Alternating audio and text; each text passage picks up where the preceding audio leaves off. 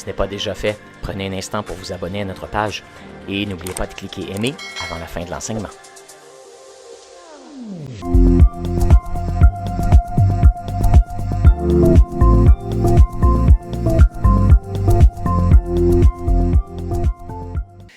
Ce matin, on va célébrer la fête des mères ensemble. On va avoir un témoignage d'un couple qui a eu plusieurs fausses couches et ensuite a eu un enfant miracle. Et ensuite, on a aussi Option Grossesse qui est avec nous aujourd'hui pour nous parler des services qu'ils offrent à la population, mais aussi pour avoir une conversation avec moi au sujet justement de la maternité et des questions entourant cet appel divin des mères, d'être mère. J'aimerais inviter Abel et Marina à venir nous joindre. Pasteur Pascal, il a fait un petit peu une introduction pour ceux qui ne connaissaient pas, je vais tasser ça un petit peu, oui. Pour ceux qui ne connaissent pas Abel et Marina, c'est des gens qui ont été membres de notre assemblée pendant longtemps et ils sont vraiment de la famille. Hein, quand vous revenez ici, c'est de revenir à la maison. Marina, quand elle a fini son doctorat, elle a eu une offre d'emploi à Washington. Et puis, Abel finit son doctorat. Il l'a fini? Oui, alléluia! Il a fini son doctorat. Et puis, il est ici pendant quelques semaines et on a l'occasion, un beau cadeau, de les avoir avec nous ce matin. Certains d'entre vous, si ça fait plus longtemps que vous êtes à l'église de Carrefour, vous connaissez l'histoire d'Abel et Marina. Abel et Marina, ils ont eu 2 fausses couches et c'était des enfants aimés et chéris et c'était des expériences qui ont apporté vraiment, évidemment, une épreuve dans la vie d'Abel et Marina.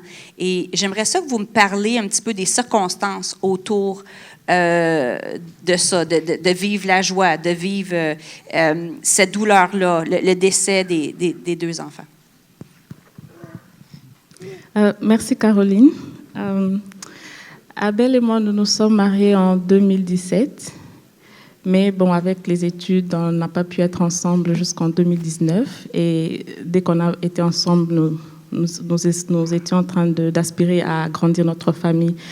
Et ça nous a pris près de 2 ans. Et le Seigneur a fait grâce que j'avais conçu un garçon. Et malheureusement, à la 18e semaine de ma grossesse, nous avons perdu le bébé. C'était vraiment complètement pas attendu parce que la grossesse évoluait quand même normalement. Jusqu'à 3 jours avant, j'avais des douleurs et on est allé à l'hôpital, je perdais le bébé. Et c'était très grave parce que moi-même, j'étais à quelques minutes peut-être de perdre ma vie aussi. Mais le Seigneur m'a sorti de ça, mais on n'a pas pu avoir le bébé. Et avec les prières, les encouragements de l'Église notamment, le Seigneur a permis que je conçoive encore pour une 2e fois. C'était une fille cette fois-là. Et malheureusement, à la 19e semaine, nous avons encore perdu le bébé. Et c'était vraiment 2 expériences très, très douloureuses. Et c'est très pénible de sortir de l'hôpital 2 fois, main réduite. C'était un peu les circonstances qui ont entouré les deux premières grossesses que nous avons eues. C'est pour ça que, vous savez, quand on fait une fausse couche comme ça, pour avoir fait une fausse couche moi-même, ce qui arrive, c'est que souvent, il y a des amis qui tombent enceintes en même temps que nous, et eux, ils ont leur enfant, et nous, on a les bras vides après un certain temps, et deux émotions peuvent coexister. Hein. On peut être très content pour quelqu'un d'autre et très en souffrance pour nous-mêmes. Alors, j'aimerais entendre de votre côté, qu'est-ce qui vous a gardé, qu'est-ce qui a nourri votre espérance, malgré ces moments très difficiles et très douloureux? Bien, avant cela, je voulais ajouter un élément. La première fois qu'on perdait l'enfant, nous avions, malheureusement, on ne les fait plus, nous avions l'habitude, chaque mercredi, il y avait Mayou, qui n'est plus là maintenant, physiquement, il est aux États-Unis, et Mathieu, qui venait chez moi, et on partageait sur les sujets bibliques chaque mercredi. En ces moments-là, c'est Matthieu 24 qui nous préoccupait.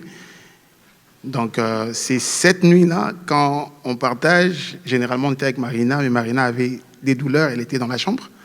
Nous, on a continué de partager Matthieu 24. Quand on finit, Je rentre dans la chambre, elle s'est plainte de douleurs.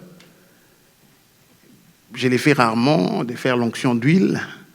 Mais j'applique l'onction d'huile, c'est là qu'elle commence à saigner. On a dit non, c'est sérieux, il faut aller à l'hôpital. Donc, j'ai fixé le cadre là pour dire que, pour répondre maintenant à la question, nous avons maintenu la foi en Dieu. C'était pénible, mais à un moment, c'est Hébreux 11 qui nous revenait, on a beaucoup lu Hébreux 11. Il y avait, quand on décrit les héros de la foi, certains ont fait des prodiges, d'autres ils ont été sciés, ils ont été tués, mais la Bible les appelle héros de la foi. C'est dit, bon, peut-être que Dieu forge notre foi, peut-être, on ne sait pas, dans cela. On a gardé la foi. On se disait, bon, Dieu sait où il nous emmène. C'est quand même pénible d'accepter, de vivre ça, mais c'est quand même difficile. Mais on ne sait pas. Ensuite, nous avons rencontré des amis. Au Congo, moi, je les ai enseignés, qui ont vécu la même situation que nous. Ils ont perdu 2 enfants. Et là, ils avaient, pratiquement dans les 19e semaines aussi. Et là, ils avaient une fille.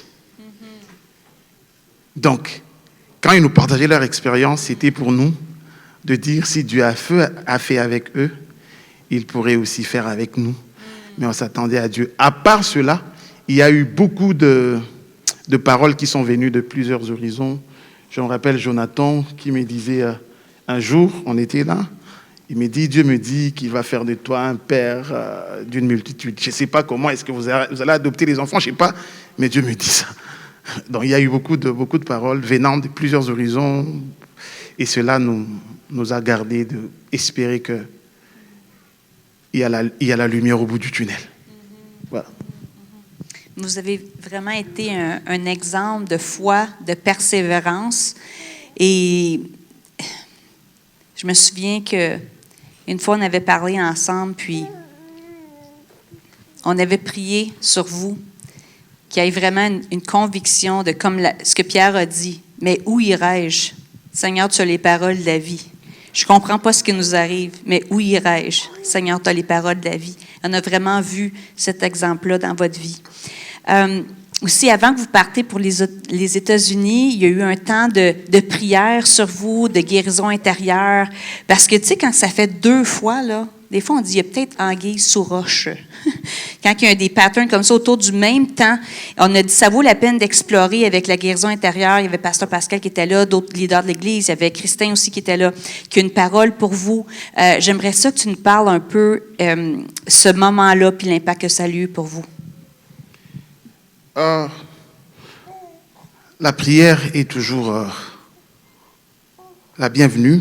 C'est vraiment la clé. Hein? C'est vraiment la clé.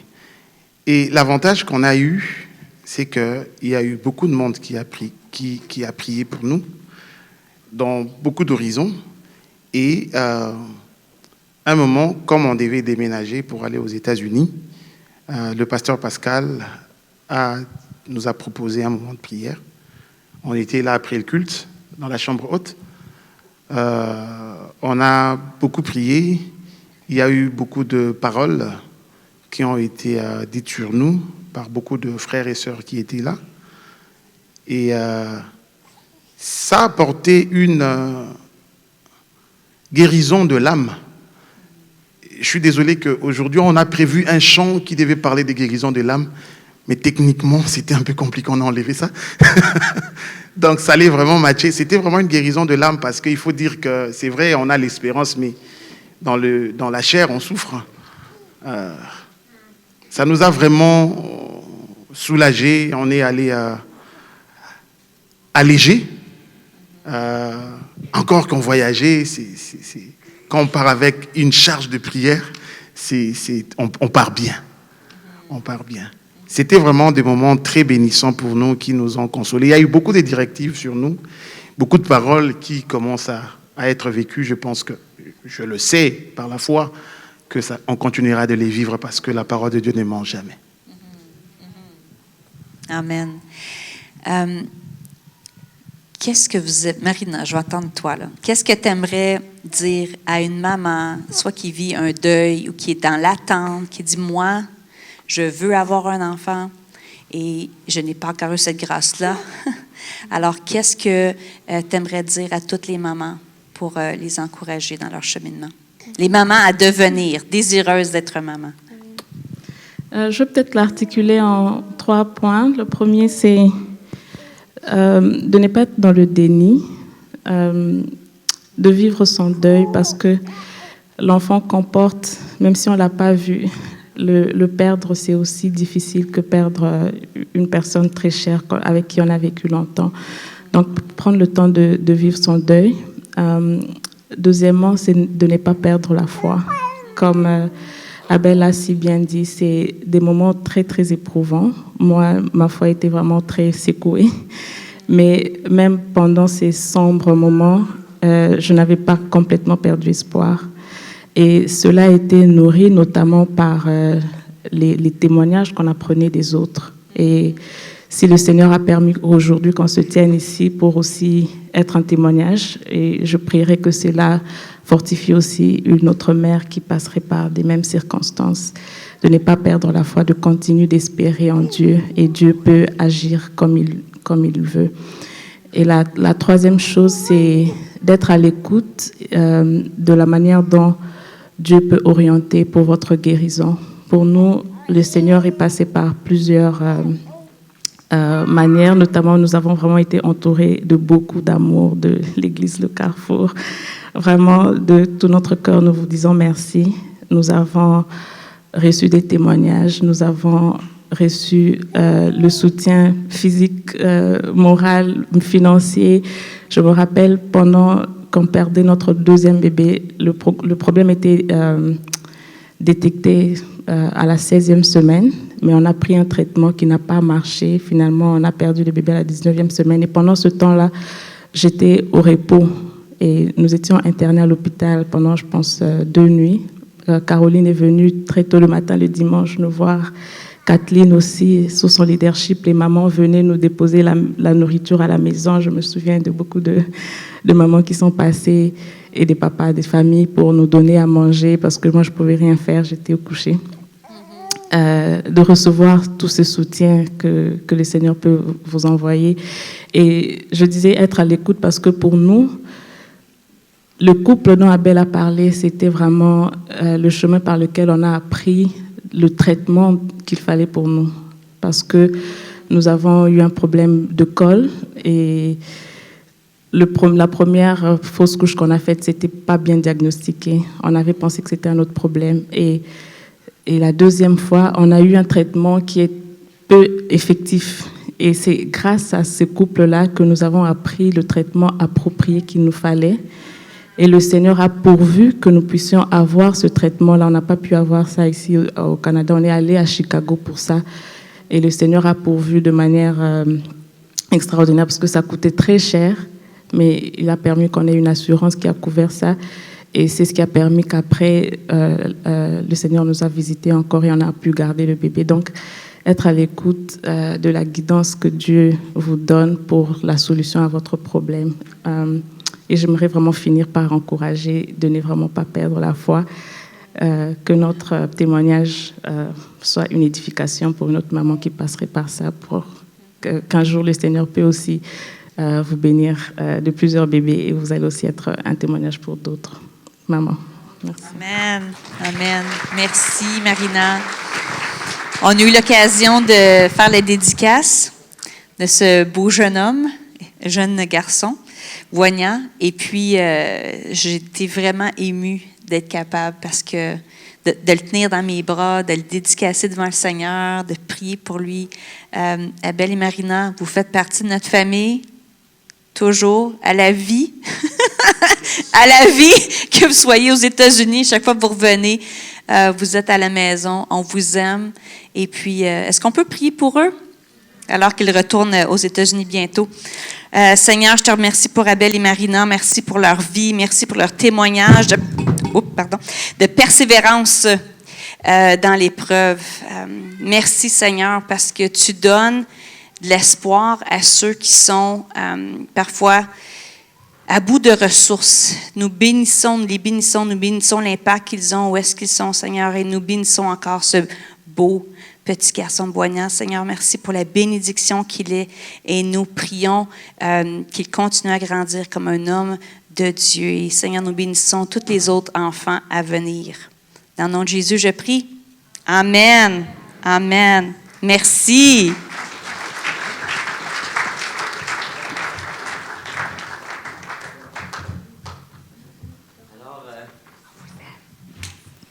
Merci d'avoir bien voulu partager ce témoignage avec nous ce matin.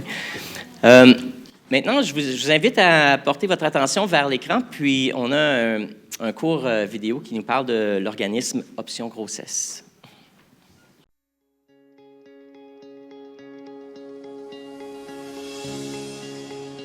There's no reproductive choice without options. Il n'y a pas de choix reproductif sans option.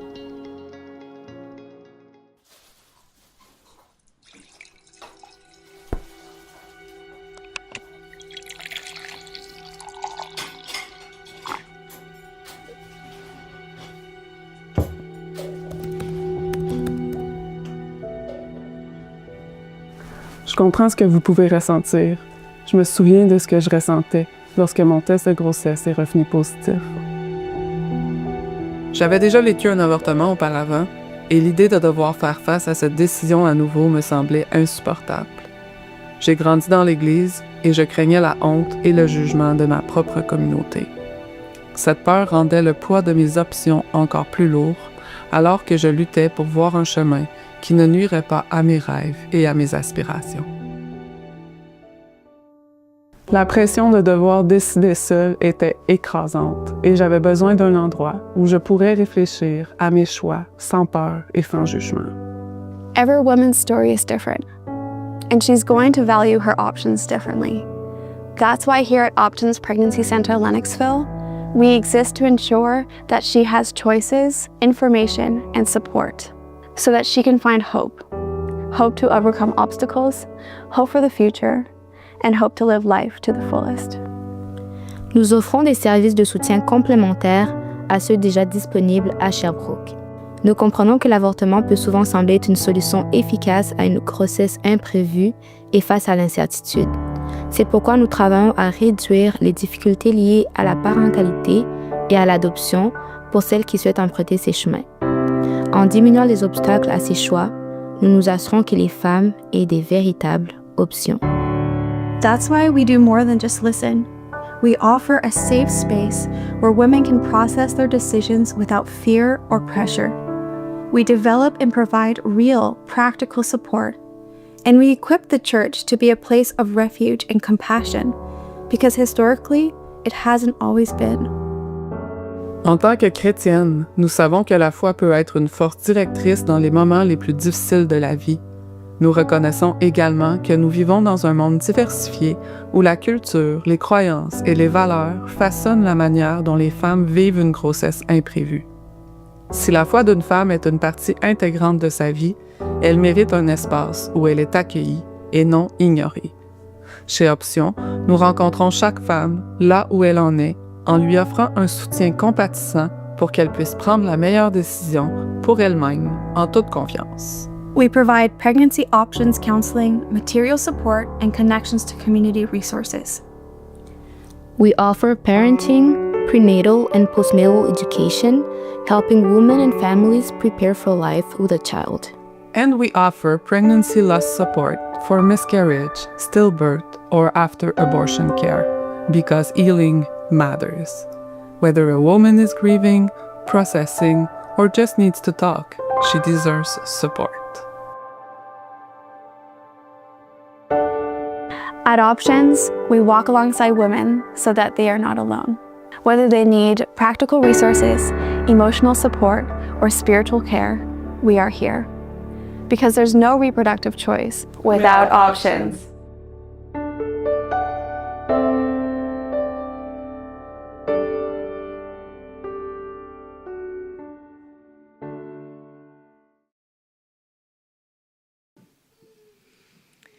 Alors, ce matin, eh bien, je suis vraiment heureux d'accueillir deux invités qui sont déjà venus ici à l'Église, d'ailleurs.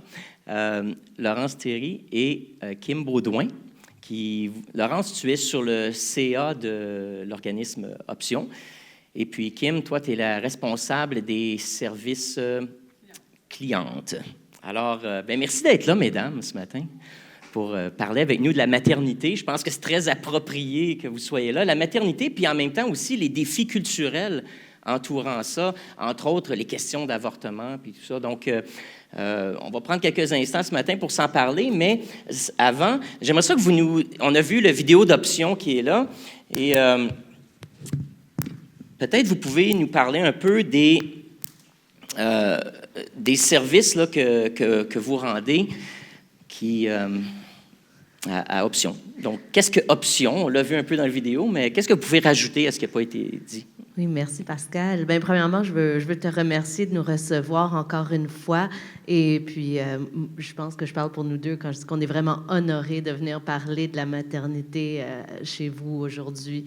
Bon, pour ce qui est de Option, une chose qui n'a pas été peut-être mentionnée directement dans la vidéo, c'est notre mission puis notre vision. Donc, dans le fond, à Option, on a 2 missions. La première est d'outiller et de soutenir les femmes et leurs proches qui vivent des défis qui ont rapport avec la grossesse. Souvent, ça va être une grossesse imprévue, mais ça peut être d'autres défis qu'elles vivent. Et puis, la deuxième partie de notre mission, c'est d'outiller et de soutenir l'Église pour être, dans le fond, une bonne nouvelle pour les personnes qui vivent des défis de grossesse aussi. Puis, je suis vraiment encouragée, dans le fond, à chaque fois que je suis venue au Carrefour, de voir justement à quel point ça fait déjà partie de l'essence de l'Église, le Carrefour. Donc, je suis contente qu'on puisse venir renforcer ça, mais vous faites déjà un tellement beau travail. Et puis donc, notre vision, qui est dans le fond ce à quoi ressemblerait le monde si on accomplissait notre mission parfaitement, ça serait que toutes les femmes et leurs familles aient le soutien dont elles ont besoin pendant la grossesse, parce que tout le monde, chacune d'entre nous a besoin de soutien pendant une grossesse et par la suite toute la parentalité, et aussi que l'Église devienne non seulement un endroit sécure, mais l'endroit instinctif vers lequel les femmes se tourneraient quand elles vivent des défis ou même quand elles savent qu'elles sont enceintes pour un soutien quelconque. Dans le fond, on aimerait ça que l'Église soit présente dans la parentalité, dans notre culture. Et puis, donc, ça, c'est pour notre mission et notre vision. Kim, veux-tu parler un peu de nos services? Donc, chez Option, premièrement, on accueille la femme qui vient de découvrir qu'elle est enceinte, puis qui ne sait pas nécessairement que si c'est pas nécessairement la meilleure nouvelle au moment où est-ce qu'elle la reçoit. Donc, on est là pour marcher à ses côtés, puis lui présenter les options qui se présentent à elle en termes de grossesse. Souvent, c'est une grossesse imprévue parce que les grossesses planifiées, on s'attend à vouloir le résultat.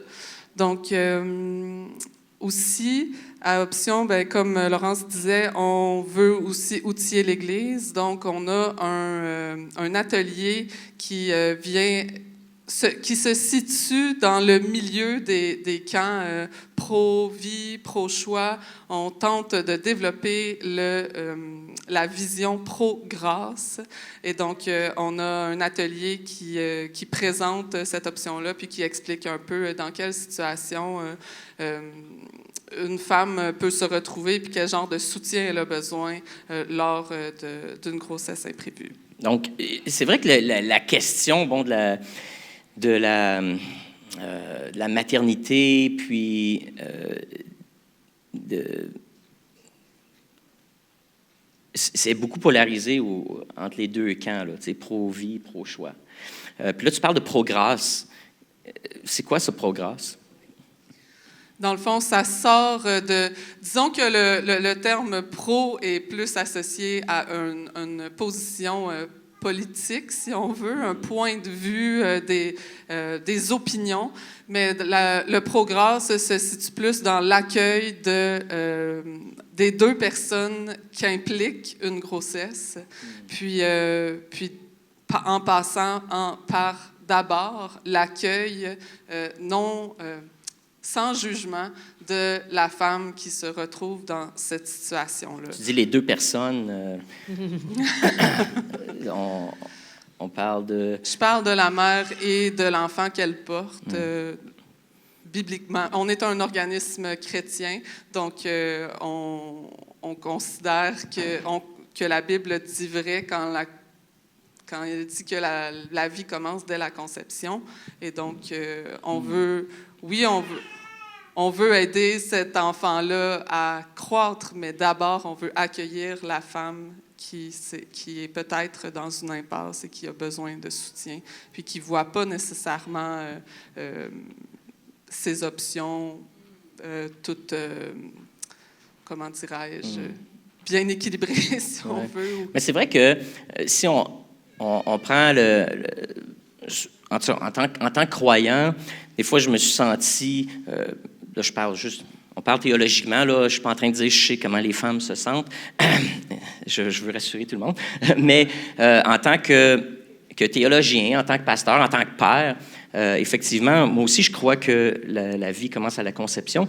Mais dans le camp pro-choix, souvent, c'est perçu comme, bon, ben eux, ils priorisent l'enfant plutôt que la mère. Puis ça, je pense, c'est une fausse conception que des fois, on a, que les gens du côté pro-choix ont de ceux qui sont... J'aime pas ça utiliser ces mots-là, les dichotomies, mais disons, ces perceptions-là, c'est que, bon, eux, ils croient que l'enfant est une personne, puis la mère n'est pas importante là-dedans, mais c'est pas ça du tout, là. Mais si je peux répondre, dans le fond, c'est un des côtés problématiques du discours tel qu'il est articulé en ce moment dans la culture, c'est qu'on donne l'impression qu'on doit choisir entre la mère et l'enfant. Et dans le fond, nous, on croit que le bien de un ne peut pas l'emporter sur le bien de l'autre. Et vraiment, notre but, justement, c'est dans le fond, on pense que la meilleure manière d'aider l'enfant, c'est en aidant sa mère. Et un des mensonges qui est véhiculé par, justement, toute la culture autour de ça, puis on est très hésitant, comme toi, à utiliser les catégories pro-vie, pro-choix, parce que ça vient avec plein de stéréotypes, plein d'amalgames, justement. Mais c'est que, justement, dans le fond, la plupart des femmes qui choisissent l'avortement le font parce qu'elles ont l'impression, justement, de ne pas avoir le choix. Et ce qu'on veut, c'est que toutes les femmes qui voudraient envisager de porter à terme puissent sentir que c'est réaliste. Puis donc, nous, on va vraiment l'accompagner et à travers notre relation avec elle, essayer de voir où sont justement, où sont ses besoins et trouver des solutions avec elle pour qu'elle puisse sentir au moins que la parentalité est une option réaliste. Et puis, à ce moment-là, on trouve que c'est là le vrai choix, si on veut parler de choix, parce qu'une femme qui se tourne vers l'avortement parce qu'elle a l'impression, justement, que c'est irréaliste de porter à terme, c'est pas un choix. Excellent. J'aime ça, cette idée-là, de présenter toutes les options, parce que peu importe la décision finale, on veut être sûr que la personne a exploré, si elle est seule, la personne seule, ou encore des couples, parce qu'il y a des couples aussi qui considèrent des fois l'avortement comme étant la seule option. Donc, on veut que ces gens-là puissent avoir toute l'information qu'ils ont besoin pour prendre une décision éclairée. Puis la raison pour laquelle on fait ce travail-là, puis qu'on croit dans notre travail en croyant effectivement que la vie commence à la conception, puis que la vie de l'enfant est importante, c'est que vraiment, d'après notre expérience, d'avoir parlé à des femmes, la plupart des femmes qui choisissent l'avortement, si elles avaient été mieux outillées, elles auraient considéré la parentalité. Donc, on pense qu'on pourrait réduire énormément le nombre d'avortements, non pas en empêchant les femmes d'avorter, mais en leur permettant d'envisager d'être maman. J'aimerais ça maintenant premièrement, ce matin, on est conscient dans une congrégation comme ici aujourd'hui qu'il y en a certains d'entre vous qui peut-être, justement, avaient eu des grossesses non désirées, puis probablement qu'il y en a entre nous aussi qui ont fait appel à l'avortement comme une manière de gérer là, cette situation dans laquelle ils étaient. Et puis, on veut dire qu'ici, à l'Église de Carrefour, on est pro-grâce. Je peux vous le dire, on est pro-grâce. Puis, on a eu l'occasion de travailler en collaboration avec Option. Et puis, peu importe votre histoire, vous avez une place ici à l'Église de Carrefour. Et il n'y a pas de...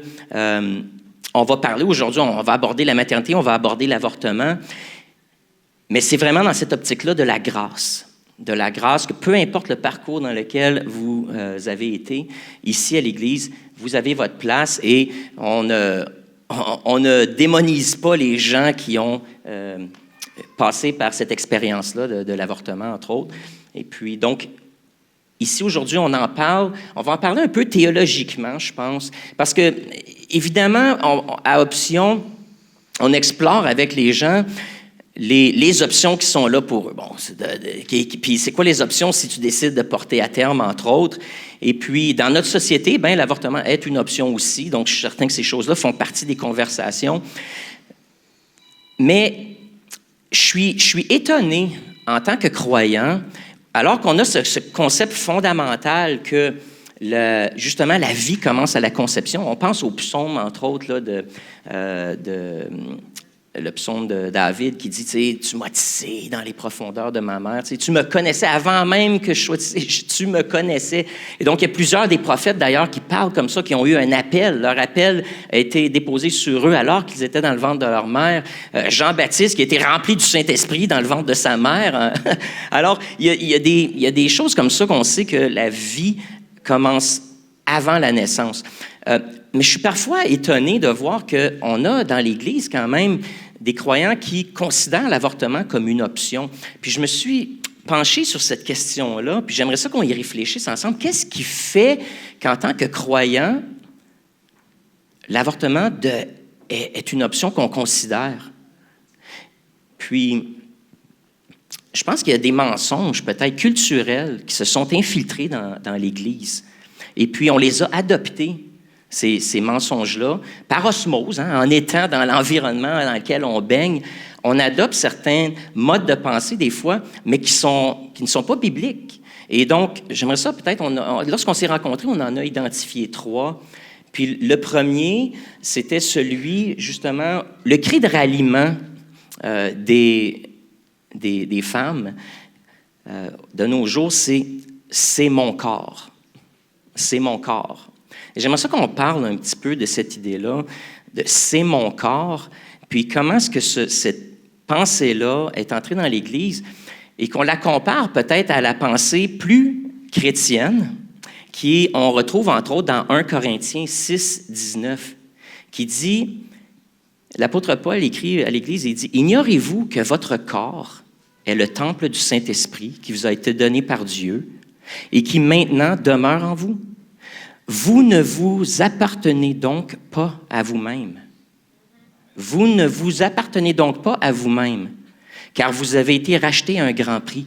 Honorez donc Dieu dans votre corps. » Et puis il y a cette idée-là, puis ça, c'est un verset parmi tant d'autres qui nous parle que lorsqu'on est en Jésus, notre corps ne nous appartient plus. Il appartient à Christ, qui est un message radical et qui peut-être même va choquer certains d'entre vous qui écoutez ça aujourd'hui, là, en vidéo ou en présentiel, que notre corps ne nous appartient pas. Alors, cette théologie-là vient en contraste assez radical à cette pensée qu'on a dans la culture qui dit « c'est mon corps, donc j'ai le droit de choisir ». Alors, parlons un petit peu de ça, puis vos réflexions par rapport à ça. Oui, bien, c'est effectivement radical. Je pense que ça choque beaucoup dans notre culture, cette pensée-là, mais si on est franc, je pense que chacun d'entre nous, en tant que chrétien, est confronté à cette réalité-là dans différentes épreuves de notre vie. Qui d'entre nous n'a jamais été confronté à un choix où on se dit justement qu'on ne devrait pas faire quelque chose puis qu'on le fait quand même? Moi, je suis coupable. Moi aussi. Puis donc... Moi aussi. Donc, absolument, c'est un mensonge qui est partout dans notre culture. Je pense qu'il était partout dans la culture des êtres humains depuis, en tout cas, certainement depuis le temps où le Nouveau Testament a été écrit, parce que justement, c'est présenté dans le Nouveau Testament, puis c'est présenté comme étant quelque chose de radical. Mais c'est vrai, puis je pense qu'il y a un double mensonge par rapport à l'idée du fait que le corps nous appartient. Pour ce qui est de l'avortement, mais le premier, c'est premièrement, c'est que c'est mon corps, et puis on oublie que quand c'est question d'avortement, il y a deux corps. Il y a le corps de la mère et il y a le corps de l'enfant. Donc ça, c'est comme une première...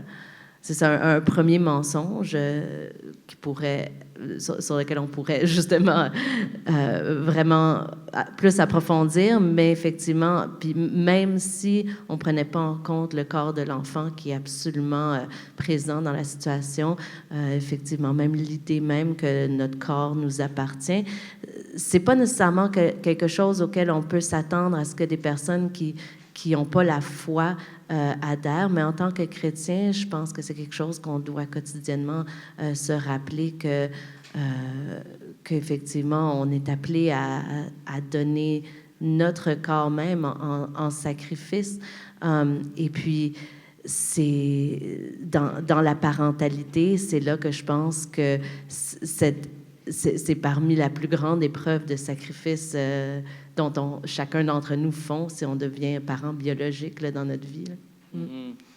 Oui, puis tu as raison quand tu dis que les gens de l'extérieur de l'Église, c'est pas une conception là, avec laquelle ils sont familiers. Même nous, il faut l'apprendre. Hein? On le disait, comment c'est dur. Puis des fois, ça fait mon affaire de dire c'est mon corps, puis je vais faire ce que je veux, puis dis-moi pas que c'est ce que je vais faire. Tu sais. Mais il faut revenir, effectivement. Puis pourquoi on en parle aujourd'hui? C'est parce qu'on parle à l'Église aujourd'hui. On n'est pas en train de faire une plateforme ou un forum sur les médias séculiers. On n'est pas à TVA ou à Radio-Canada, mais on en parle en tant qu'Église. Parce que la réalité, c'est que l'avortement est devenu une option dans l'Église, comme dans la société. Et puis c'est un peu ça, des fois, qui me surprend. Puis, donc, on essaie d'identifier c'est quoi les pensées qui fait que nous, en tant que mère ou en tant que père, qui apprennent là, on est enceinte, qu'on considère cette option-là. Donc, le premier mensonge, je pense, c'est celui-là. Puis, et ça, cette doctrine-là, que notre corps ne nous appartient pas, il faut la redécouvrir, Église Le Carrefour, parce qu'elle s'applique à toutes les questions sociales. Hein. Là, on en parle dans le contexte de l'avortement, mais dans le contexte de la sexualité, elle s'applique, évidemment, dans le contexte des consommations, des choses qu'on consomme, les questions de santé, effectivement. Et donc, à plusieurs niveaux, il faut réfléchir, puis je pense revenir à cette théologie fondamentale que notre corps ne nous appartient pas, mais il appartient à Christ. Donc, il est un outil à travers lequel Dieu veut se glorifier. Puis, je pense que c'est important aussi de voir ça sous la lumière du fait que c'est pas un commandement qui est contre nous. En tout cas, cette théologie-là du fait que notre corps ne nous appartient pas, c'est plutôt une permission d'être... des fois, on a l'impression quasiment qu'on pourrait se faire violence à soi-même parce que, justement, notre corps nous appartient. Justement, on se dit, dans nos consommations, justement, puis dans nos choix, on fait des choix pour nous-mêmes qu'on ne voudrait pas que les gens proches de nous fassent pour eux. Puis c'est une permission aussi d'être bon envers notre corps, tu sais, d'honorer Dieu à travers notre corps, c'est d'honorer notre corps. Quand on dit qu'on est le temple vivant de Dieu, c'est un appel à être bon et à être doux et à être aimant envers nous-mêmes aussi. Donc, je trouve que c'est un message d'abord et avant tout d'amour envers soi-même, pas dans le sens de égoïste, mais dans un sens justement de s'honorer, d'honorer Dieu à travers nos choix pour nous-mêmes puis pour notre corps. Oui. C'est bon, ça. Donc, de prendre soin de ce que Dieu aime. Oui, exactement. Hein? On en parle des fois pour la création, ça. mais notre corps avant tout, Oui, justement, de prendre soin de qui on est. Donc, c'est vrai que c'est un acte d'amour que de se voir comme le temple du Saint-Esprit, puis de prendre soin de nous, puis de faire des conseils. C'est une façon d'honorer Dieu aussi. Oui. Exactement. Oui. Écoute, tu as mentionné que un élément important qui est oublié dans le discours sur ces questions-là, c'est qu'il y a effectivement 2 corps qui sont en jeu, hein, le corps de la mère et le corps de l'enfant, qui sont 2 corps distincts, hein, biologiquement. Donc, dès la conception, déjà, il y a des distinctions au niveau de l'ADN puis de la formation de cet enfant-là. Un autre des mensonges, je pense, qui a fait son chemin dans l'Église, et puis ce qui est le cri de ralliement, entre autres, c'est peut-être pas un cri qui est dit à voix haute, mais la pensée fondamentale des gens qui pensent je vais être pro-choix, c'est fondamentalement le discours qu'ils ont, ou la croyance, je vais y aller avec la croyance fondamentale, c'est que l'enfant doit mourir pour que moi j'ai la vie, ou pour que j'ai une bonne vie. Quand dans la Bible et la pensée chrétienne nous dit, dans le fond, il faut apprendre à mourir à soi-même et même à mettre les intérêts des autres avant les nôtres. Même c'est Christ qui a dit, moi je meurs afin que toi tu aies la vie. Et puis, j'aimerais ça qu'on parle un petit peu de ces 2 mensonges-là. Le christianisme dit, moi, je donne ma vie pour les autres, tandis que dans la question de l'avortement, on parle de moi, toi, tu dois mourir, en parlant de l'enfant, pour que moi, j'ai une vie. Qu'est-ce qui vous vient à l'esprit lorsqu'on... Je ne sais pas si je vais remarquer sur la question. Je vais quand même m'essayer. Je pense que cet appel-là qu'on a d'être maman est vraiment un appel qui est divin, puis qui est un appel important, même si c'est une mission qui est souvent invisibilisée d'une certaine façon. Il y a beaucoup de travail qui n'est pas nécessairement reconnu ou remercié parce que c'est fait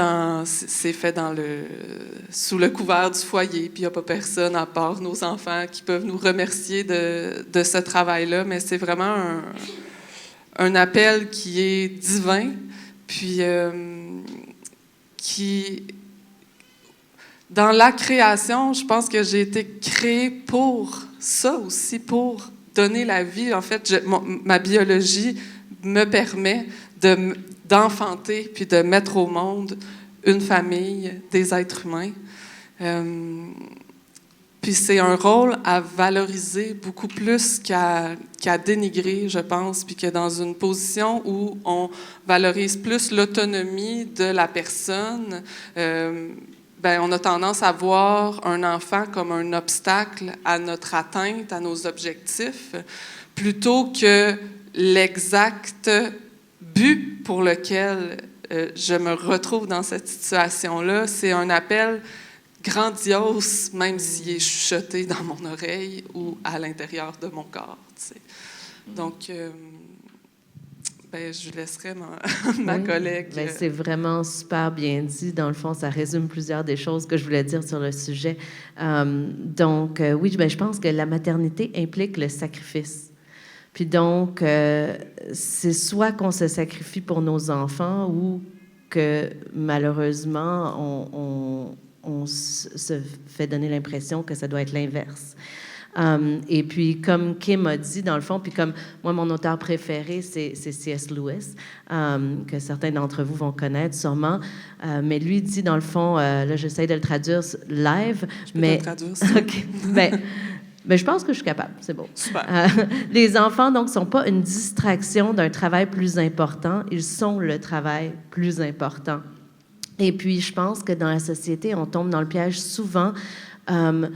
de de justement croire que les enfants, la maternité va nous distraire ou va être, comme Kim a dit, un obstacle à un travail plus important. Puis ça, c'est un mensonge qui fait, je pense, beaucoup de dommages, pas juste pas juste en termes d'avortement, mais après ça, dans comment on vit notre maternité, justement. Et puis, dans le fond, il y a un autre auteur que j'aime beaucoup qui dit que je me suis perdue dans mes notes, mais grosso modo, dit que, dans le fond, la parentalité, c'est pas une vocation ou un travail moindre, c'est la vocation qui, dans le fond, à laquelle tous les autres travails servent. Et puis donc, ça, c'est pas quelque chose qu'on entend souvent dans notre culture. Et puis, ça fait que d'être maman, ça semble pas très valorisant et ça fait peur. Et puis, je pense que souvent, des décisions, justement, dans des moments de crise, quand on vit une grossesse imprévue, sont prises dans la peur, puis le manque de confiance en Dieu, que Dieu est capable d'œuvrer, même si, oui, il y a un ordre idéal et prescrit pour la parentalité et tout ce qui l'entoure, mais Dieu est capable d'œuvrer au-delà de ça. Si on prend plein d'exemples dans la Bible, entre autres même l'exemple de Marie elle-même, la grossesse de Marie était tout sauf des circonstances idéales. Hein? Tout sauf prévu. Et puis, Dieu, il n'a pas juste un petit peu œuvré à travers ça, dans le fond. C'était son plan divin. Et puis, c'est à travers cette maternité-là qui était vraiment ébranlante, certainement, pour tout le monde qui était dans la situation. Et c'est à travers ça qu'il nous a donné son Fils Jésus, qui, lui, justement, s'est donné en sacrifice pour chacun d'entre nous. Puis, en tant que mère aussi, cette notion de sacrifice-là, elle reste active à travers toute notre maternité parce qu'on est appelé à, oui, donner nos enfants en sacrifice, mais c'est-à-dire on les donne à la vie et on doit les laisser après ça quitter le nid familial. Et c'est énorme, c'est un deuil immense qu'on fait en tant que mère, c'est un appel divin. On doit suivre dans les pas de Marie, effectivement, qui, elle, a vu son fils se donner pour Dieu, se donner pour chacun d'entre nous. Puis, donc, je pense que c'est ça. En tout cas, la notion de sacrifice est tapissée à travers toute la parentalité. Là. Ouais. Effectivement. Donc, cette idée de sacrifice est vraiment cruciale. Puis ça aussi, ça fait partie de notre théologie chrétienne de pouvoir, justement, de passer les intérêts des autres avant nous, de pouvoir se donner. Et puis, fait que vous avez répondu à la question, puis en même temps, apporter un troisième fondement, là, que je pense qui est celui que la maternité, c'est un appel divin. Il y a un passage, c'est dans 1 Timothée, un passage qui est vraiment surprenant, disons, on pourrait dire un des passages difficiles à comprendre de la Bible, mais c'est 1 Timothée, chapitre 2, et le verset 15, alors, qui dit... Elle sera, en parlant de la femme, ce n'est pas Adam qui a été séduit, c'est la femme qui a été séduite, qui s'est rendue coupable de transgression, en parlant du récit de la Genèse, là, puis d'Adam et Ève. Donc, la femme qui a pris la pomme en premier, puis ensuite l'a offert à son mari. Et là, l'apôtre Paul dit cette fameuse déclaration, « La femme sera néanmoins sauvée en devenant mère, si elle persévère avec modestie dans la foi, dans la charité et dans la sainteté. » Un passage qui est dur à comprendre aux premiers abords, parce que tu dis, qu'est-ce que Paul est en train de dire? Que la femme va être sauvée en ayant des bébés? Je sais que, en tout cas, ma grand-mère l'a cru, ça, parce que quand le prêtre passait après la naissance du bébé dans le village où ma grand-mère était, le prêtre rappelait... Le curé rappelait à ma grand-mère que là, c'était le temps de faire un deuxième bébé. Fait qu'elle en a eu 13, comme ça, motivée par le curé qui lui récitait ce verset. Et donc, on s'entend que c'est pas ça que ça veut dire. Ça veut pas dire ce qu'on pense nécessairement, puisque l'apôtre Paul dit c'est par la grâce qu'on est sauvé, tout ça. Mais je pense ici, l'apôtre Paul fait un lien intéressant avec justement la Genèse, où Dieu a dit, hein, c'est le mandat divin d'aller et se répandre sur toute la terre, procréez-vous. Et de remplir la terre. Cette idée que la procréation, c'est un appel divin. Et puis ici, je pense que l'apôtre Paul fait écho de ce passage-là, en rappelant aux gens, à ses auditeurs, qu'il y a quelque chose de divin, il y a quelque chose d'honorable. C'est une manière d'adorer Dieu et de démontrer notre dévouement envers Dieu que d'être mère. Et donc, puis il lie justement avec le salut. Pas que la maternité va faire que tu vas être sauvé, mais que c'est une manière d'exprimer ton salut, de vivre ton salut, que d'embrasser cette dimension de la maternité. Et je pense que ça s'applique à la paternité aussi, en passant, mais aujourd'hui, on met l'emphase sur la maternité. Là. Absolument. La plupart de ce qu'on dit peut être appliqué à la parentalité en général, mais il y a des côtés pour lesquels c'est spécifique à la mère. Mais effectivement, je pense que, dans le fond, la maternité peut avoir un rôle sanctificateur, puis... mais entre autres, c'est une des manières dans lesquelles on est fait à l'image de Dieu, qui est lui-même un parent. Puis, dans le fond, ça nous rapproche de Dieu, de devenir parent. C'est comme une opportunité qu'il nous donne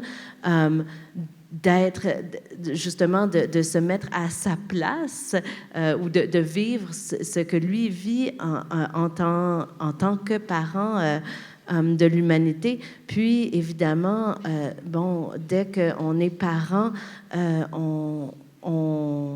ça nous force à travailler, dans le fond, toutes les vertus chrétiennes, que ce soit le don de soi, le sacrifice dont on a parlé, la discipline, la patience, la justice, le pardon, l'humilité.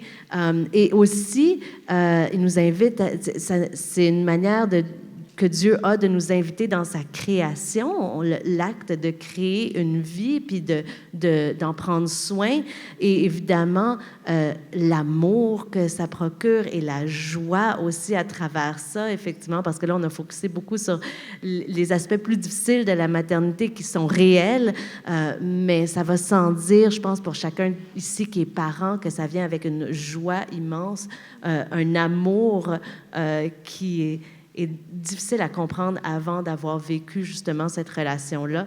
Puis, je veux aussi mentionner, je vais laisser Kim le mentionner, mais parce que c'est elle qui a amené ça à mon attention, mais le fait que la parentalité est vraiment aussi à l'essence du christianisme d'une manière unique entre toutes les religions.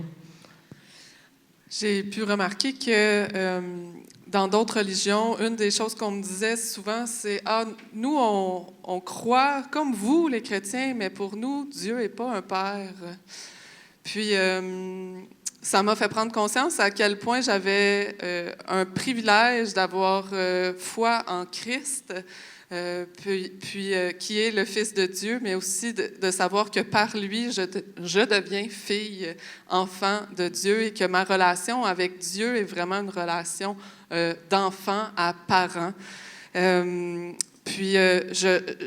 Pour moi, ça me ramène à quelque chose de très tangible et de très humain dans notre foi, dans ce Dieu-là, c'est qu'il veut être un parent pour nous. Il est disponible pour nous guider en tant qu'enfant. Et en tant qu'enfant, on fait des erreurs, on se pète le nez des fois, puis...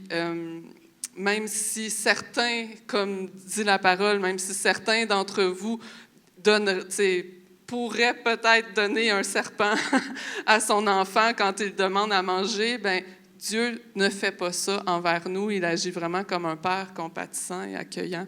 Donc, c'est ce que je voulais souligner dans cette particularité de notre foi. On a la chance d'avoir un parent qui est disponible 24 heures sur 24, 7 jours sur 7, en toutes circonstances, pour nous parenter avec bienveillance. Absolument. Puis tu sais, pour pour embarquer là-dessus. Tu sais, je pense que aussi, en tant que femme, en tant que chrétienne, dans le fond, aucune femme est appelée à vivre juste pour elle-même. Puis, dans cette mesure-là, on est toutes appelées à la maternité. Et pour la plupart d'entre nous, ça va justement, ça va se réaliser de façon biologique. Mais même si on n'est pas mère biologique ou peu importe où on en soit dans notre maternité, si on a par malheur vécu des fausses couches, si on a perdu un enfant ou si on a des enfants adultes aussi, on est toujours appelé à vivre justement une forme de maternité à l'image de Dieu, justement, qui est parent. Et je pense que des fois, ça peut faire peur parce qu'on a l'impression qu'on doit être parfaite en tant que mère. Puis ça, c'est ironiquement un autre message qui est véhiculé par notre culture, mais aussi souvent dans l'Église. Et ça, je pense aussi que ça fait beaucoup de dommages. Et on est appelé à être, évidemment, mère à la hauteur de nos compétences et de faire le mieux qu'on peut, mais il ne faut pas oublier qu'on a l'aide d'un Père céleste parfait qui, lui, peut compenser pour nos manquements. Et si, justement, on est dans des circonstances qui nous semblent pas idéales ou pas parfaites, ça ne veut pas dire qu'on n'est pas appelé à être mère.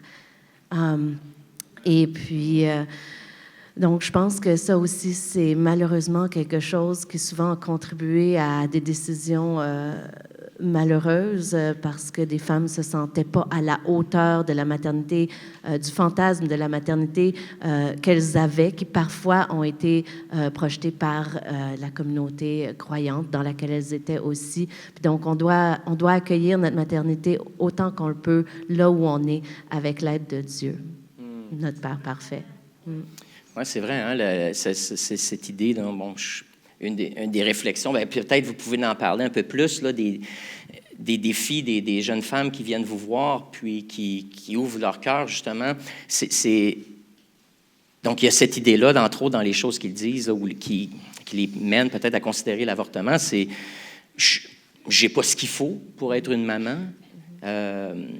Donc, parlez-nous un peu de ces... des motifs, justement, qui font peur, de ces craintes que les femmes ont, avec lesquelles ils luttent, là, puis... Donc, je suis sûre que chacun d'entre vous est capable de vous mettre dans les souliers d'une femme qui se retrouve avec un test de grossesse positif, puis qui ne l'attendait pas. Ça peut être la situation financière qui n'est pas l'idéal, la situation avec le partenaire qui a fécondé cette grossesse. Ça peut être aussi, je peux pas faire face au jugement de ma famille, je suis beaucoup trop jeune, j'ai eu du sexe hors mariage, je peux pas faire face à ça. Donc ça, c'est certaines des situations qui se présentent chez nous. Quand tu parlais, m'est revenu aussi cette espèce d'illusion qui est maintenue dans la culture qu'on a, non seulement ils nous disent qu'on a le choix, mais qu'en plus on a le contrôle sur notre fertilité, sur notre fécondité. Il y a beaucoup de femmes qui prennent des moyens de contraception puis qui vont concevoir quand même. Donc, il y a cette optique-là de « je vais attendre d'avoir fini mes études » ou « je vais attendre d'être rendue à une bonne stature pour pouvoir accueillir un enfant ». Puis, on pense qu'on est protégé de tout ça. Puis, finalement, il y a quand même fécondation puis un bébé qui se présente. Ça, c'est... Si je ne m'abuse, c'est 50% des grossesses imprévues qui ont été conçues alors qu'on pensait qu'on était protégé de concevoir. Donc, c'est aussi une réalité. Et là, donc, vient le moment où je suis enceinte, puis j'étais pas préparée, c'était pas ce que je voulais, mais là, à cette heure que c'est là, qu'est-ce que je peux faire? J'ai 9 mois. J'ai 9 mois pour me préparer à accueillir cet enfant-là. Comment je peux me permettre de l'accueillir? Puis, qui est là autour? C'est quoi mon réseau? Est-ce que ce réseau-là est manifeste ou personne se présente pour dire moi, je suis là, puis je vais te soutenir jusqu'au bout, puis je vais être là quand tu vas avoir de la misère à dormir ou que le bébé sera pas aura des besoins à répondre puis que tu vas te sentir fatigué. Tu sais. Fait que vous autres, mesdames, vous avez conseillé, vous conseillez plusieurs femmes qui sont dans ces situations-là. Qu'est-ce qui fait qu'une femme qui considère l'avortement comme une option va changer et puis décider d'accueillir dans le monde cet enfant-là? C'est quoi là, qui vient les rassurer ou parlez-nous de ces éléments-là, puis peut-être ça va être un lien en plus aussi avec qu'est-ce qui nous amène à la question, qu'est-ce qu'en tant que communauté chrétienne, qu'est-ce qu'on peut faire pour soutenir ces femmes-là, justement, pour répondre peut-être à certains de ces des défis ou des questions qu'elles ont? J'aimerais ça pouvoir donner une réponse comme super claire à ça, mais il n'y a pas de formule magique. Chaque femme vit ses défis personnels et chaque femme est aux prises avec ses propres idoles, comme on a tous des idoles du cœur qui viennent jouer. Parfois, c'est la perception extérieure, qu'est-ce que les gens vont penser de moi. Puis ça, c'est ce qu'on voit le plus souvent chez des chrétiennes. Oui, quand même souvent. Chez des chrétiennes, parce que oui, il y a des chrétiennes qui, malheureusement, se retrouvent dans ces situations-là. Puis ça, c'est quelque chose que dans l'Église, souvent, on a l'impression que c'est un problème qui est externe, que nous, on va amener la solution au reste du monde.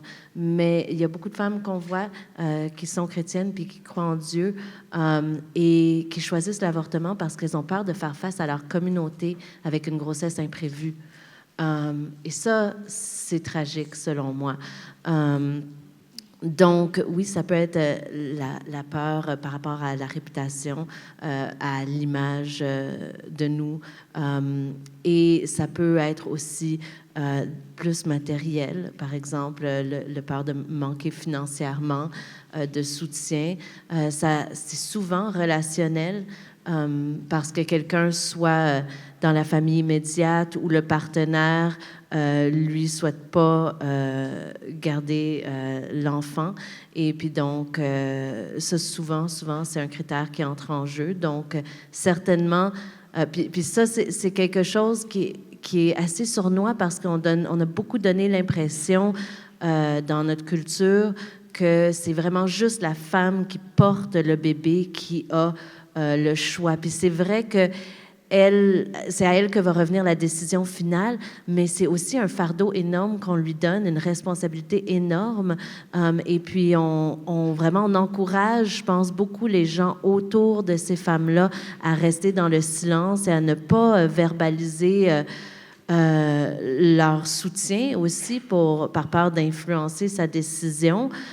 Puis je pense que c'est souvent, ça vient d'une belle pensée de justement de respecter ou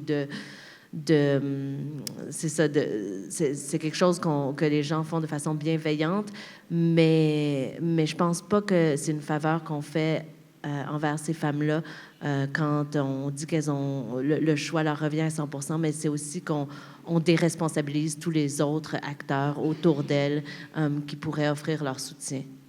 Alors qu'on sait qu'un bébé se fait jamais seul. Oui, absolument. Là, on n'a pas... Il y en a eu un dans l'histoire. Là, ouais, il y a tellement de directions dans lesquelles on pourrait aller par rapport à ce sujet-là. Là, on n'a pas beaucoup parlé des hommes cette fois-ci. Peut-être que... C'est vrai que la fête des pères s'en vient. Oui. Mais évidemment, partout là où il y a une grossesse, il y a un monsieur d'impliqué. Donc, ce que j'ai entendu, c'est que, premièrement, puis peut-être c'est un message aux femmes et aux jeunes femmes en particulier, là, si tu te retrouves dans une situation dans laquelle tu as une grossesse non désirée, et puis je veux que tu saches que ici, à l'Église, le Carrefour, on ne te remettra pas la relation sexuelle que tu as eue avec la personne d'en face pour te faire sentir mal,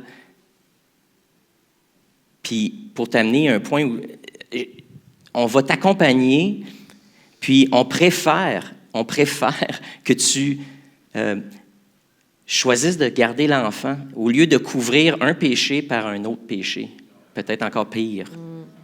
aux yeux de Dieu. Et donc, puis je pense que c'est ça la tentation, là, c'est OK, j'ai péché, puis là, je veux garder la face, je veux sauver ma réputation, je veux pas que le monde le sache, whatever.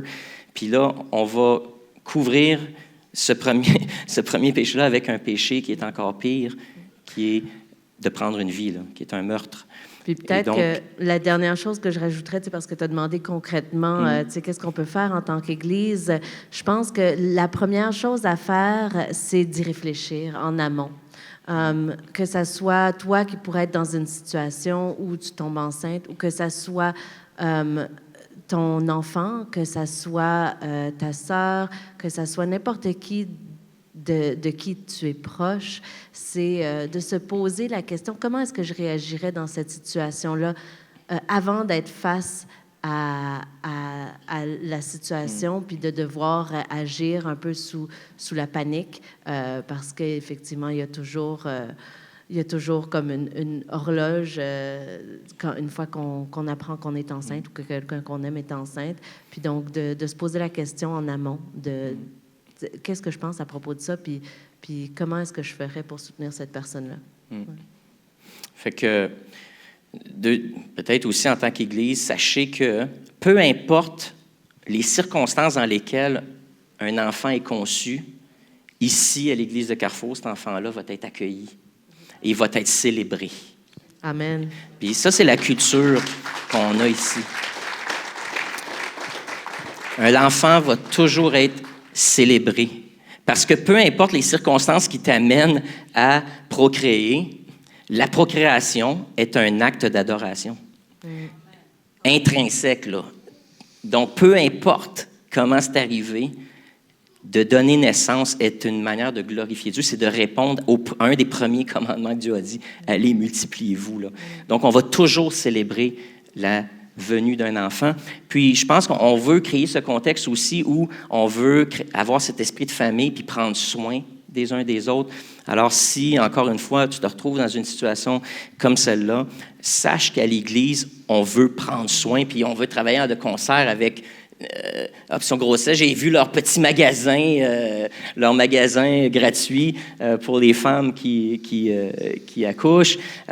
Puis, en fait, ça fait partie du discours la semaine passée qu'on disait aussi qu'à l'Église, on veut un fonds de compassion. Pourquoi on vous encourage à donner à votre Église? Parce qu'on veut avoir ce fonds de compassion-là pour aider justement des gens dans le besoin. Puis, un des besoins, des fois, c'est des gens qui ont un enfant et puis qui ont besoin d'aide, là, qui n'ont pas les ressources pour se meubler, pour s'équiper. Donc, en tant qu'Église, on va être capable de participer à ce processus-là. Donc, c'est pour ça qu'on vous encourage dans la générosité, parce qu'on veut mettre des sous, des fonds de côté pour venir en aide, entre autres, à des jeunes mamans. Donc, ça, je pense que c'est important. Donc, vous voyez, aujourd'hui, on a parlé de différentes choses, puis je vais vous laisser le mot de la fin, un dernier mot. Puis on va finir en bénissant les mamans. Je sais que vous en avez... On veut finir à midi, donc on veut finir avec une prière pour les mamans. Donc, mais rappelons-nous aussi de considérer l'avortement, c'est parce qu'en quelque part, il y a des pensées culturelles, des mensonges culturels qui sont entrés dans notre tête, puis il faut les contrer, il faut y renoncer à ces mensonges-là, puis commencer à réfléchir théologiquement. Le premier, c'est justement que... mon corps, mon choix. Mon corps, mon choix, quand dans le fond, la Bible dit, non, notre corps appartient à Christ. Donc, on fait ce qui est son choix à lui. Je choisis. Le choix que j'ai, c'est de me soumettre à Christ. L'autre mensonge, c'est celui de je dois donner ta vie pour pouvoir avoir ma vie. Tu sais, je dois te tuer. Tu dois mourir pour que je puisse avoir ma vie. Quand dans le fond, l'Évangile, c'est non, je donne ma vie pour les autres afin qu'ils aient la vie. Donc, c'est pas juste Christ, ça appartient pas juste à Jésus, mais ça appartient à nous aussi de mettre les intérêts des autres, entre autres d'une petite personne qui grandit en nous. Puis l'autre mensonge, le dernier mensonge, c'est celui de la maternité, que c'est un obstacle à notre progrès, c'est un obstacle à notre épanouissement, quand dans le fond, la Bible dit non, c'est peut-être un des premiers gestes d'accomplissement personnel, puis qui est honoré de Dieu, institué par Dieu, c'est la parentalité. Et donc... Puis ça, c'est vrai, pas juste quand tu es mère de jeunes enfants, mais je veux dire, c'est quelque chose d'intergénérationnel. Si tu as un enfant adulte, même si tu as 90 ans, puis ton enfant en a 70, ce rôle de mère-là, il est actuel. Puis les relations peuvent être... autant il y a des blessures qui peuvent être transmises de façon intergénérationnelle, mais elles peuvent être guéries aussi de façon intergénérationnelle.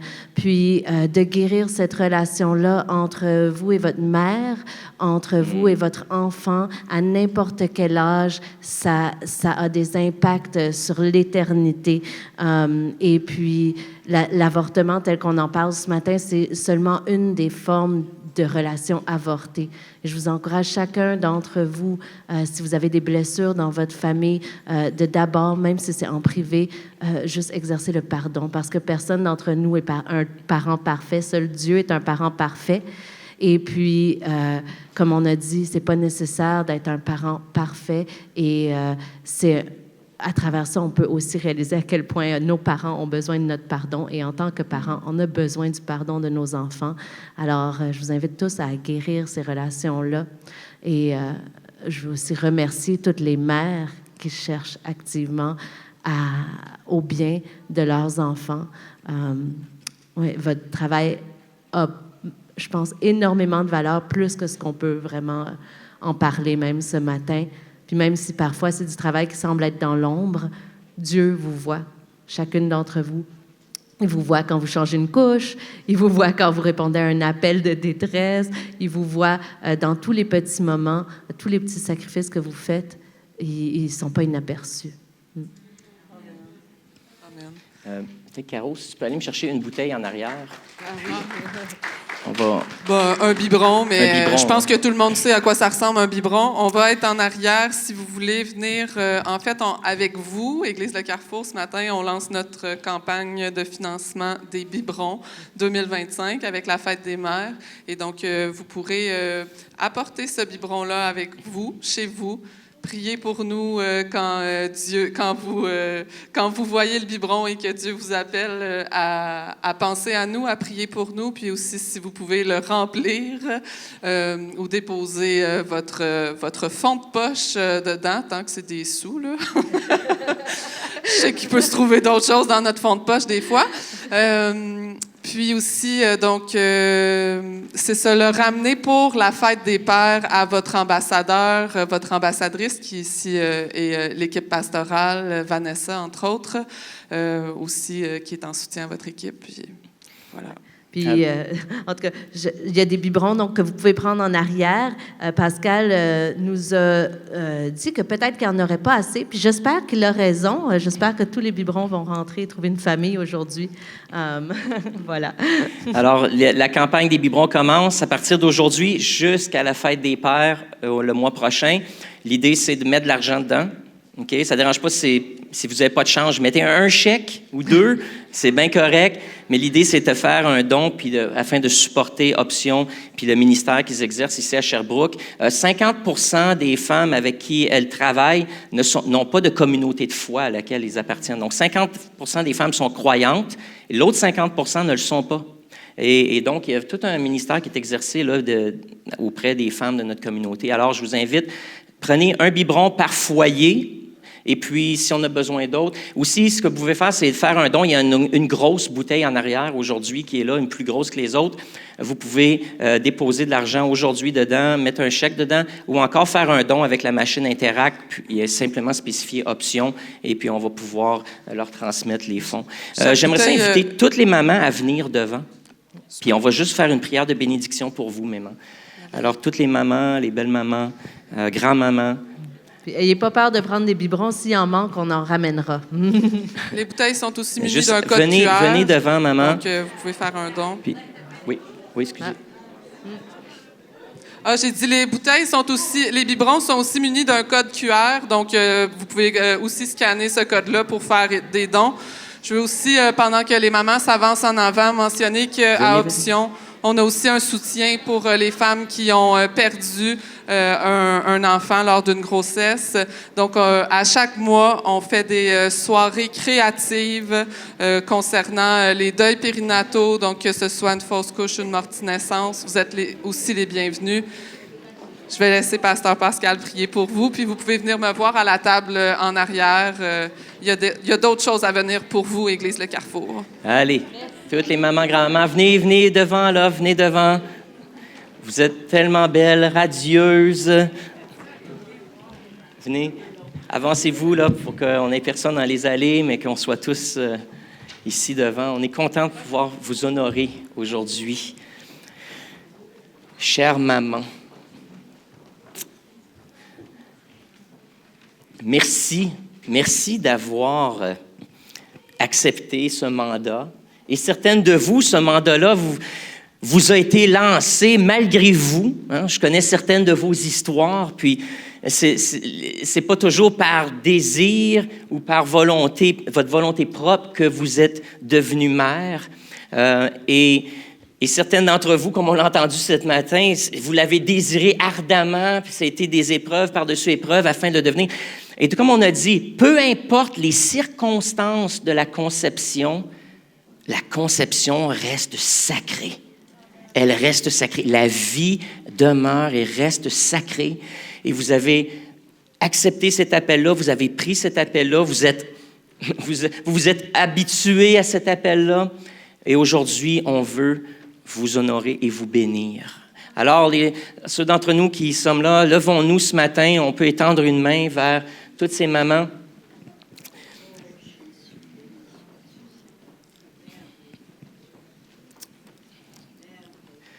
Dieu, créateur, Père éternel,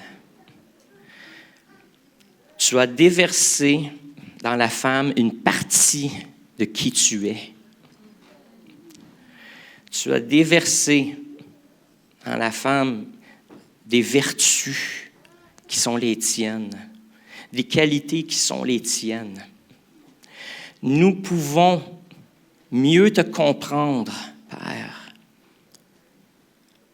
lorsqu'on est en contact avec une mère qui exprime une dimension de ton caractère et de qui tu es, unique.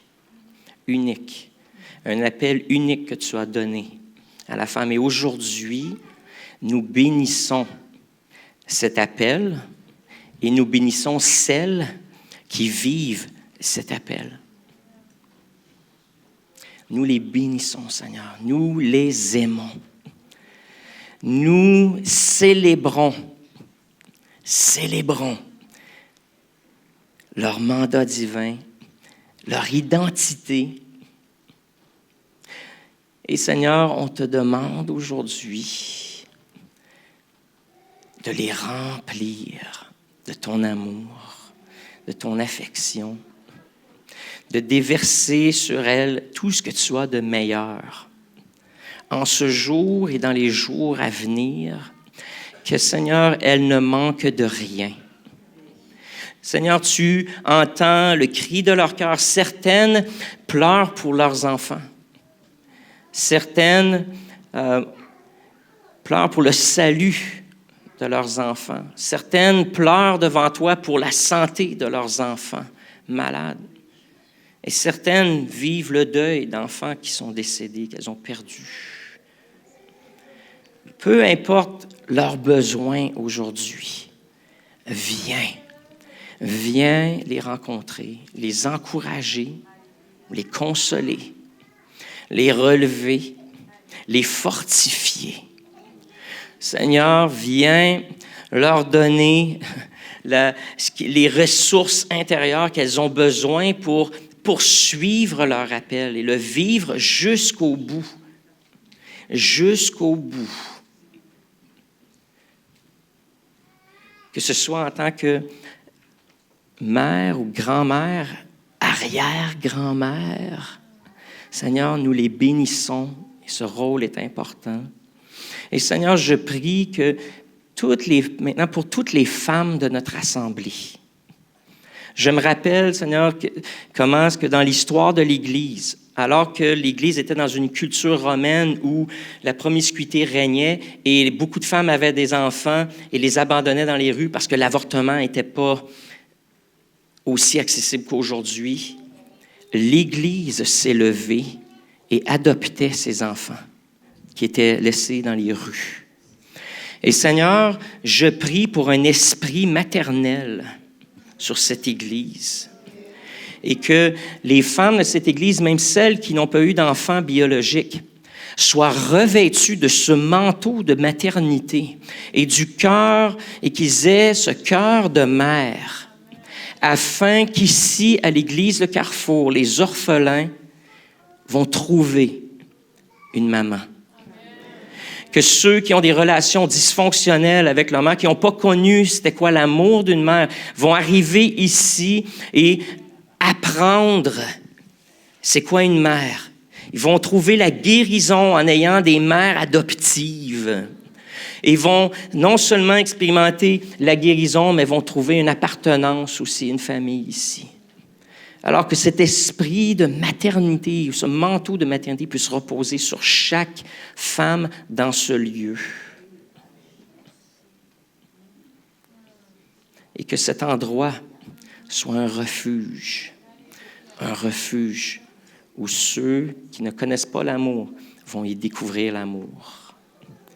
Merci, Seigneur, pour l'Église de Carrefour que tu as établie et les femmes que tu appelles à joindre cette Église. Nous les honorons aujourd'hui, nous les aimons et nous les bénissons. Que tout ce qu'elles désirent, Seigneur, tu puisses leur donner, et même au-delà de ce que leur cœur désire. C'est en ton nom, Père Céleste, et au nom de ton Fils Jésus, et au nom du Saint-Esprit que nous avons prié. Amen.